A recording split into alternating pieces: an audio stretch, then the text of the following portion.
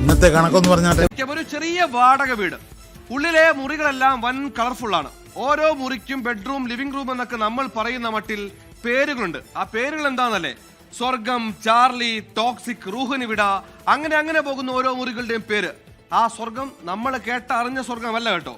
അമിതാനന്ദം എന്നവർ കരുതുന്ന ലഹരിയുടെ വിഷം നുണയുന്ന ഇടത്തിന്റെ പേരുകളാണിത്. കേരളത്തിലെ പിള്ളേരുടെ സ്വഭാവം മാറിപ്പോയി ഒരുപാട്. നീ പറഞ്ഞ സത്യം, ഇവന്മാരൊക്കെ ക്രിമിനൽ മൈൻഡടാ. പിള്ളേര് ഇങ്ങനെ തുടങ്ങിയ എന്താ ചെയ്യാ? മനുഷ്യന് സമാധാനം നഷ്ടപ്പെട്ടു.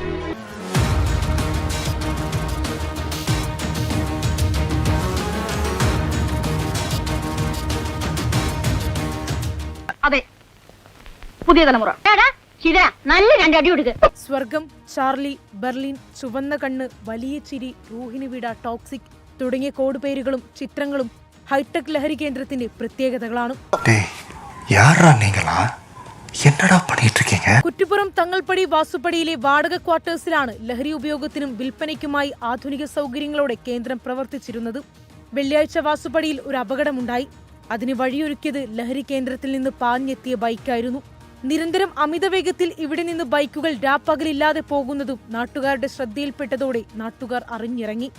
സംശയം പോലീസിനെ അറിയിച്ചു.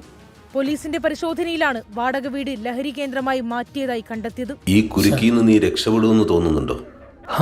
രക്ഷപ്പെടും സർ. ഈ നാട്ടിലെ നിയമങ്ങളുണ്ടല്ലോ, അത് വെറും ഓട്ടക്കലമാണ്.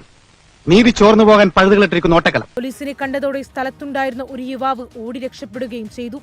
പരിശോധനയിൽ 685 ഗ്രാം കഞ്ചാവും പുകവലിക്കാൻ ഉപയോഗിക്കുന്ന 3 ഫർണസുകളും പോലീസ് കണ്ടെടുത്തു.